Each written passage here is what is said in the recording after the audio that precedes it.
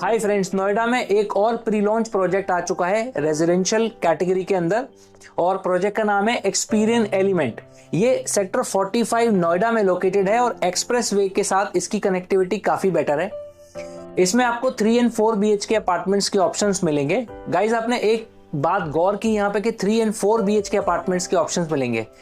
ये सिनेरियो सिर्फ इसी प्रोजेक्ट में नहीं है। आज की डेट में नोएडा में मोस्टली सारे प्रोजेक्ट्स में सिर्फ 3, 4 और मैक्सिमम 5 BHK अपार्टमेंट्स के ऑप्शंस मिलते हैं। कोई 2 BHK अपार्टमेंट्स के ऑप्शंस आपको आज की डेट में नोएडा में नहीं मिलते हैं। अच्छा, इसका रीजन क्या है? क्या बिल्डर्स को 2 BHK बनाने में प्रॉफिट नहीं होता? नहीं, ऐसा नहीं है। रीजन ये है फ्रेंड्स कि 2 BHK बिल्डर जब बनाते हैं तो उनको आज की डेट में बायर्स नहीं मिल रहे 2 BHK के। Everybody wants 3 and 4 BHK। इसका एक लाइव एग्जांपल है फ्रेंड्स। टाटा एक बहुत बड़ा ब्रांड है और नोएडा में टाटा का पहला प्रोजेक्ट आया, Tata eureka park sector 150 Noida के अंदर। उसमें उन्होंने 2 और 3 BHK अपार्टमेंट्स प्लान किए। उन्हें 2 फेजेस में ये प्रोजेक्ट लेके आना था। पहले फेज में 2 एंड 3 BHK वो लेकर के आए। 3 BHK कंप्लीटली सोल्ड ऑफ हो गया, 2 BHK बचा रहा। फिर उन्होंने कुछ टाइम बाद सेकंड फेज लॉन्च किया। उसमें सिर्फ 3 BHK लॉन्च किए क्योंकि 2 BHK तो फर्स्ट फेज के ही बचे हुए थे। अब उनके 3 BHK भी कंप्लीटली सोल्ड हो गए, सेकंड फेज के भी, और अभी फर्स्ट फेज के 2 BHK बचे रहे। अब उन्हें मजबूरी में थर्ड फेज लेके आना पड़ेगा जिसमें सिर्फ 2 BHK के ऑप्शंस हो गए, जिसमें 4 टावर बचे हुए हैं और उसमें सिर्फ 2 BHK हैं। बिल्डिंग का स्ट्रक्चर, प्लास्टर वगैरह तैयार हो गया है, लेकिन कोई बायर्स नहीं उनको मिल रहे 2 BHK के। सो आफ्टर कोविड फ्रेंड्स, मैं कहूंगा कि people realize the value of bigger houses. So now everybody wants big houses. So अब 3 एंड 4 BHK अपार्टमेंट्स के तो बायर्स मिलते हैं, बट बिल्डर्स अगर 2 BHK बनाना भी चाहें तो उनको बायर्स नहीं मिलते। सो एक ये नया ट्रेंड है नोएडा में कि 2 BHK गायब होते जा रहे हैं। Now coming back to our today's topic friends. तो आइए फ्रेंड्स, अब इस प्रोजेक्ट की लोकेशन के बारे में थोड़ा सा डिस्कस करते हैं और देखते हैं अगर आप इस प्रोजेक्ट पर अपने घर से पहुंचना चाहते हैं तो आपको कौन सा रूट लेना होगा, कितनी देर में आप पहुंच पाएंगे और इस प्रोजेक्ट के आसपास में क्या सोशल इंफ्रास्ट्रक्चर आपको मिलेगा। सो अगर आप नोएडा में कोई प्रोजेक्ट में प्रॉपर्टी परचेज करना चाहेंगे तो ये आपकी रिसर्च के लिए काफ़ी हेल्पफुल होगा। फ्रेंड्स, एक्सपीरियन एलिमेंट जाने के लिए आपको नोएडा ग्रेटर नोएडा एक्सप्रेसवे लेना होगा और स्टार्टिंग में ही महामाया फ्लाईओवर है, उसको जैसे ही क्रॉस करेंगे तो लेफ्ट हैंड पे आपको एक टर्न मिलेगा। यहाँ से आपको ले लेना है लेफ्ट टर्न, बल्कि इनफैक्ट पूरा यू टर्न लेफ्ट हैंड की तरफ। फिर ये राउंड अबाउट यानी कि गोल चक्कर मिलेगा। यहाँ से आपको राइट कंप्लीट पूरा टर्न लेना है और फिर आप चलेंगे टुवर्ड्स परी चौक की तरफ। जैसे ये नोएडा ग्रेटर नोएडा एक्सप्रेसवे के पैरेलल ये सर्विस लेन जा रही है, इसी पे आपको चलना है। और आई थिंक के पिछले वाले राउंड अबाउट से और जो नेक्स्ट टर्न हमें लेफ़्ट में लेना है वो ज़्यादा डिस्टेंस नहीं है, हार्डली 2 किलोमीटर, शायद 2 या 3 किलोमीटर के आसपास ही मैक्सिमम होगा। And friends, don't worry, I'm not driving too fast. It is just a simple video editing tool which saves time and yet show the complete journey. और इसी service lane में चलने के बाद थोड़ा सा आगे जाने के बाद हमको एक लेफ़्ट टर्न आने वाला है और ये हेयर इट इज़। इसी लेफ़्ट टर्न से हमको लेफ़्ट लेना है और सामने आपको एक सफ़ायर आर्केड की बिल्डिंग दिखाई देगी। ये इसी रोड पर हमारा प्रोजेक्ट है एक्सपीरियन एलिमेंट, और आप देख सकते हैं it is already a well established location. Roads भी अच्छे से बनी हुई हैं, ट्रैफिक भी मूविंग है, सोसाइटीज़ ऑलरेडी बन के यहाँ पर डिलीवर्ड हैं। सो कोई प्रॉब्लम नहीं है। सेंट्रल नोएडा का ये पार्ट है, सोशल इंफ्रास्ट्रक्चर भी यहाँ पे अच्छा बना हुआ है और देखिए आपको हर तरह का ट्रांसपोर्ट भी यहाँ पर सर्विस मिल रही है।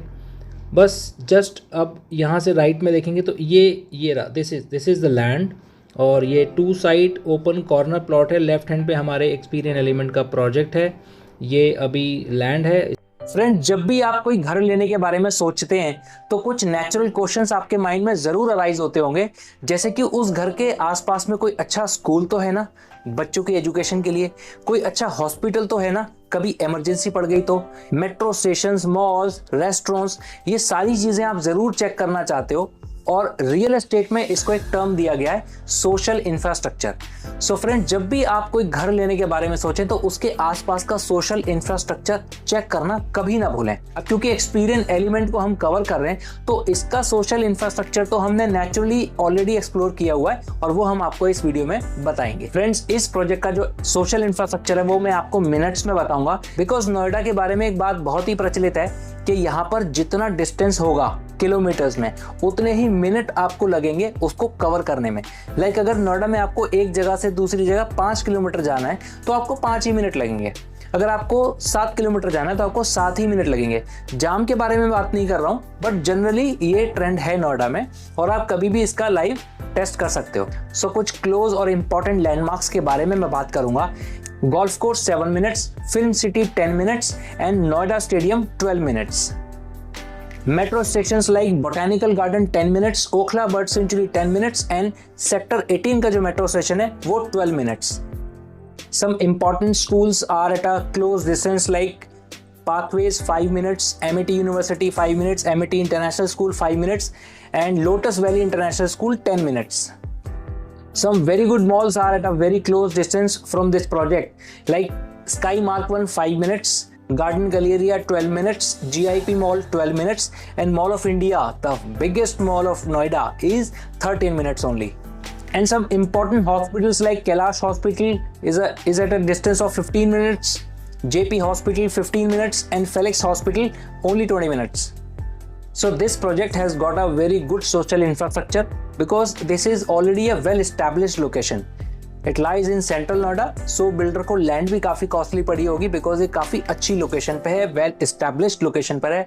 यहाँ पर आपको वेट नहीं करना कि यहाँ पे 5 साल में 7 साल में कुछ चीज़ें कुछ इंफ्रास्ट्रक्चर आते जाएंगे। यहाँ पे ऑलरेडी सब कुछ अवेलेबल है।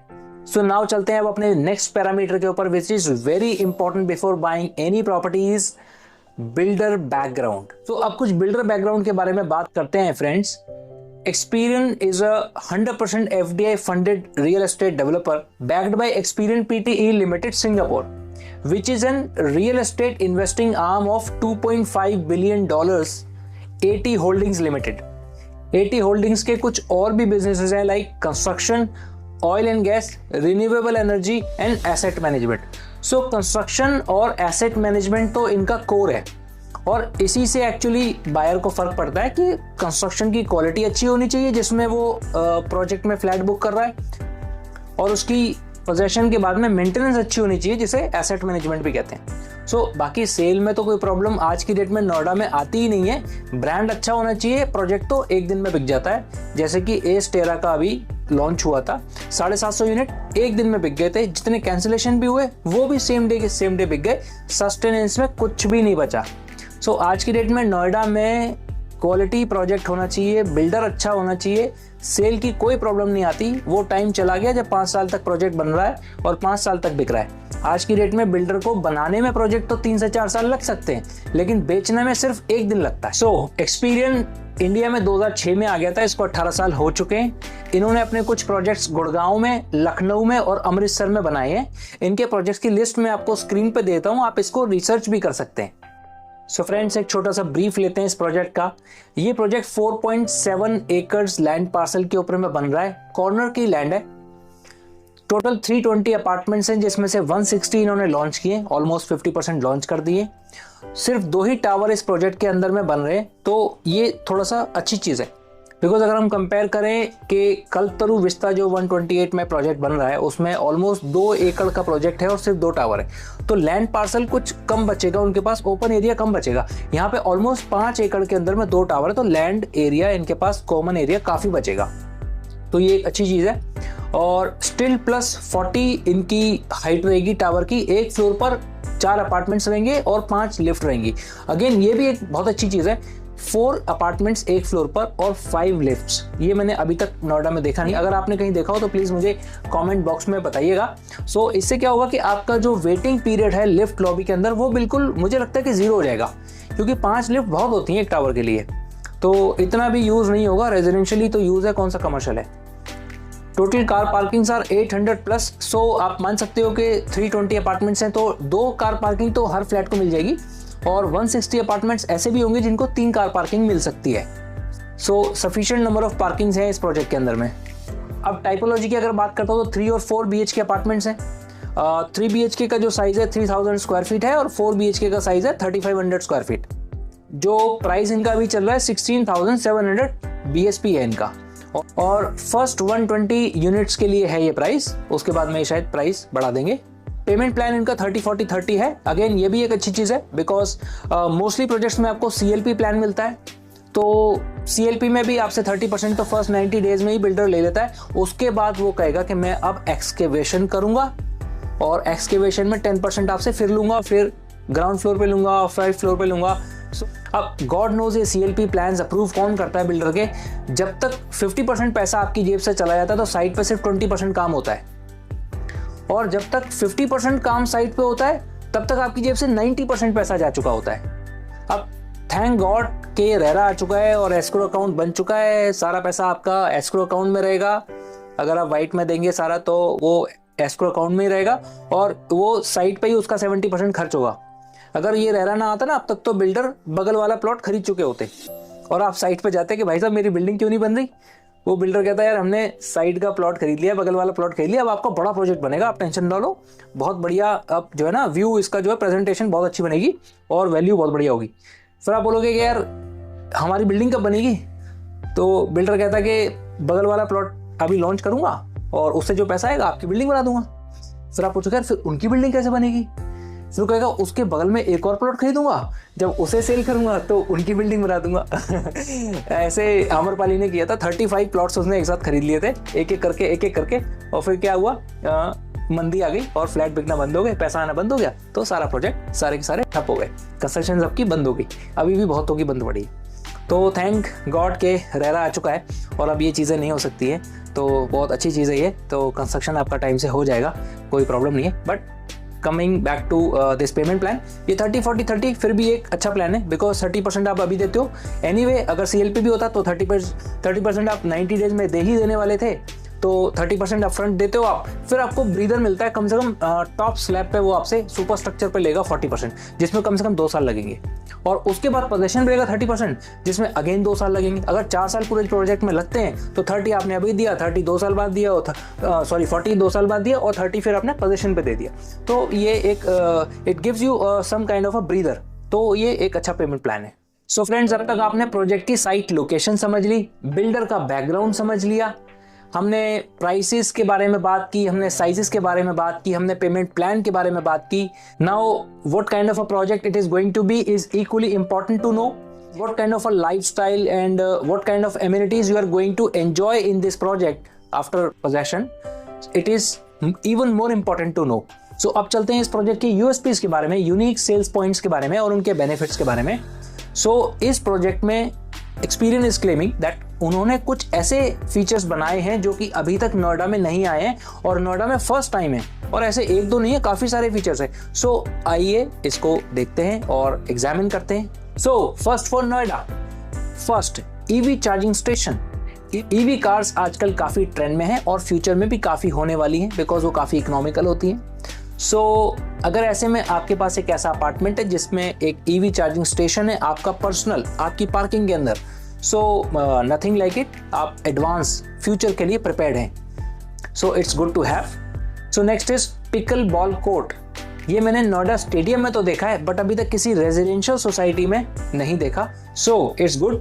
Kick boxing ring, kick boxing ring ये भी अभी तक किसी सोसाइटी में नहीं देखा है। So okay good. Grand cineplex with Dolby sound, Dolby sound, okay Dolby sound अभी तक किसी रेजिडेंशियल सोसाइटी में नहीं, मैंने तो नहीं देखा, मुझे याद नहीं आ रहा है। If I am not wrong शायद काउंटी 107 में हो सकता है, I am not very sure but maybe chances are there, I need to check it. Bowling alley, okay correct. Greater Noida में तो प्लान्ड है, गोदरेज गोल्फ लिंक में, I know it very well, but Noida में अभी तक ओके है तो नहीं, प्लानिंग अगर होगी तो आई डोंट नो बट है तो नहीं। Business centre, okay. Elevated walkway, no, elevated walkway already county 107 में ऑपरेशनल है, वहाँ पे रजिस्ट्रीज हो चुकी हैं, लोग शिफ्ट हो चुके हैं, मैंने खुद उस पर वॉक करके देखा है और बहुत अच्छा व्यू आता है। उन्होंने ये पहले से प्लान किया था और पहले से अपने फीचर्स में लिखा था कि first time in India elevated walkway किसी भी रेजिडेंशियल सोसाइटी में नहीं था। काउंटी 107 से पहले। बट अगर ये बोल रहे हैं कि नोएडा में फर्स्ट है तो नोएडा में फर्स्ट नहीं है। वैसे ओके, ऑल्दो अगर फर्स्ट नहीं भी है तो ये एक बहुत अच्छा फीचर है। आप उस पर वॉक करते हो, आप एक नॉर्मल पार्क में वॉक करते हो और एक एलिवेटेड वॉकवे में वॉक करते हो, आपको पूरी सोसाइटी का व्यू आता है। It's called bird eye view. So वो आपको बर्ड की तरह आई व्यू इतना एलिवेटेड वॉकवे से मिलता है। सो it looks awesome, it looks great, it's a new experience, so it is good to have it। चाहे वो फर्स्ट हो या सेकंड भी हो तो कोई प्रॉब्लम नहीं है, but it's a good feature. Miyawaki garden again ATS Destinaire sector 1 Noida extension में ऑलरेडी प्लान किया हुआ है। उनके साथ में जो ग्रीन बेल्ट है उसमें उन्होंने मियावाकी फॉरेस्ट प्लान किया हुआ है और उसमें ट्रीज भी लगा रहे हैं, उसको मैनेज करेंगे ग्रीन बेल्ट को पूरा, और वो उसी प्रोजेक्ट के लिए होगा, बाहर से कवर्ड होगा, बाहर के लोगों की एंट्री नहीं होगी।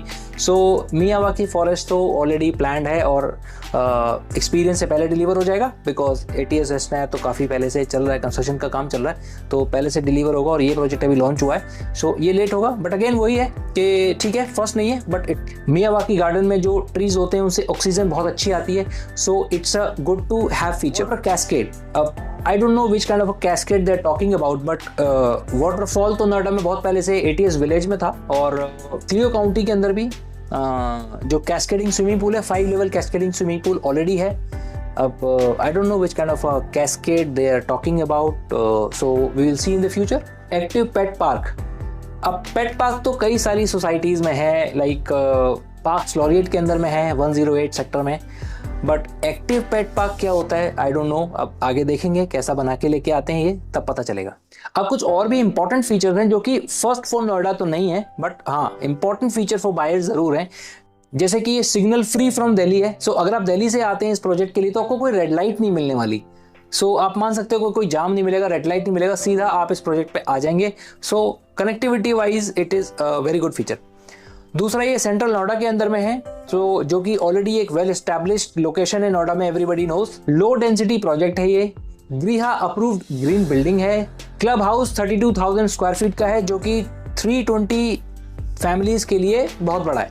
ओपन एरिया 80% है और 2.5 एकर्स का लैंडस्केप गार्डन है।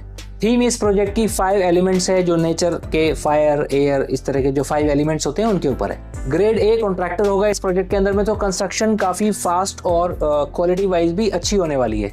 50-50 टाइपोलॉजी है, मीन्स 3 BHK भी उतनी ही है, 4 BHK भी उतनी ही है, दोनों बराबर हैं। VRV एयर कंडीशन होगा इस प्रोजेक्ट के अंदर में। वैसे भी स्प्लिट AC अगर आप लग्जरी प्रोजेक्ट में बनाते हो तो अच्छा नहीं लगता। VRV AC looks very good. Mosquito mesh मिलेगी आपको स्लाइडिंग डोर्स के अंदर में, सो आप नेचुरल एयर का भी मजा ले सकते हैं। Provision of walk in wardrobes in every bedroom and many more. अब देखिए मेरे अकॉर्डिंग अगर आप जानना चाहें तो ये ग्रुप काफ़ी बड़ा ग्रुप है, इसको इंटरनेशनल एक्सपोजर भी है। सो ये टेक्नोलॉजी लेके आएगा प्रोजेक्ट के अंदर में, और इसको कंस्ट्रक्शन और एस्टेट मैनेजमेंट का अच्छा खासा एक्सपीरियंस है, इनका ये कोर है, तो ये प्रोजेक्ट के लिए बेनिफिशियल होगा। अब 4 पैरामीटर्स हैं मेरे अकॉर्डिंग अगर आपको इस प्रोजेक्ट को खरीदना चाहिए, कंसीडर करना चाहिए या नहीं। देखिए सबसे पहला ये दिल्ली के बहुत नज़दीक है और सिग्नल फ्री है। अगर आप दिल्ली में काम करते हैं, आपको बार बार आना जाना दिल्ली से रहता है और आप दिल्ली से क्लोज प्रॉक्सिमिटी में कोई प्रोजेक्ट देख रहे हैं, तो ये एक हो सकता है। मैं ये नहीं कह रहा कि आप सीधा जाके परचेज कर लो, आपको विजिट करना चाहिए, आपको कंसीडर करना चाहिए, आपको कंपेयर करना चाहिए, और फिर अगर आपको लगता है तो आप बाय कर सकते हैं। सेकंड पैरामीटर मेरे अकॉर्डिंग ये है कि देखिए लग्जरी प्रोजेक्ट है, 5 करोड़ से ये प्रोजेक्ट स्टार्ट है, 3 and 4 BHK अपार्टमेंट्स हैं सिर्फ। सो अगर उस पैरामीटर में आप एक अपार्टमेंट देख रहे हैं तो ये आप कंसीडर कर सकते हैं। थर्ड है ये अंडर कंस्ट्रक्शन प्रोजेक्ट है, इसको 4 साल लगेंगे बनने के लिए। अभी अगर आप रेडी टू मूव प्रोजेक्ट देख रहे हैं तो आपके लिए कोई फ़ायदा नहीं है, लेकिन अगर आप सोच रहे हैं कि हाँ 4 साल में मेरे को पेमेंट भी धीरे धीरे करना है और धीरे धीरे प्रोजेक्ट भी मिल जाए 4 साल में, तो आपको कोई प्रॉब्लम नहीं है, तो आप इसको ज़रूर कंसीडर कर सकते हैं। और लास्ट पैरामीटर है कि आसपास का इंफ्रास्ट्रक्चर काफ़ी डेवलप है, आपको मतलब वेट नहीं करना किसी चीज़ का, आज ही ऑलरेडी वहाँ पे स्कूल, कॉलेज, मॉल्स, हॉस्पिटल वगैरह एवरीथिंग इज़ देयर। तो आप ये इट इज़ नॉट लाइक कि ग्रेटर नोएडा या फिर यमुना एक्सप्रेसवे जहाँ पे आपको अभी बहुत टाइम लगे, ये it is the heart of Noida.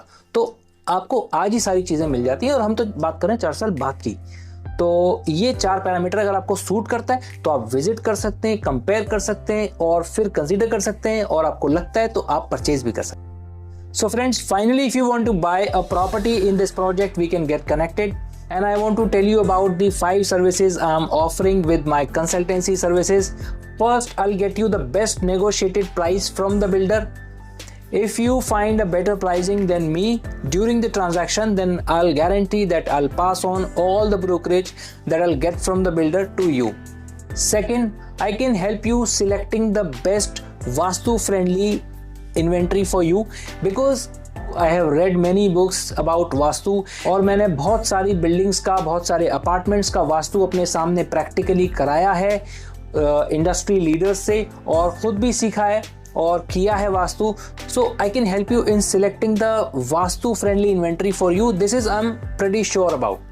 Third, I can get you the best home loan on the best ROI, that too without processing fees and without legal charges, because I am a BSA of HDFC Bank myself and I have good relations with ICICI and Axis Bank as well.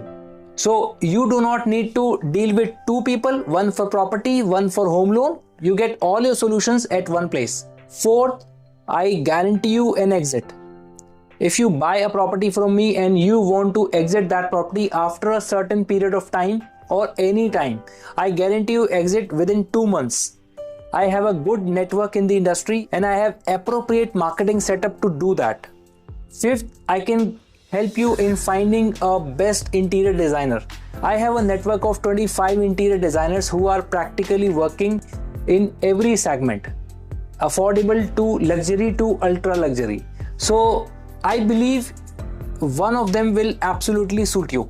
This is my guarantee. I'll rent out your property within 1 month if you want to do so. Friends, if you have seen this video till here, then you might also be interested in Godrej Jardiniya Sector 146 video. I'm giving you the link below and see you in that video. Bye-bye.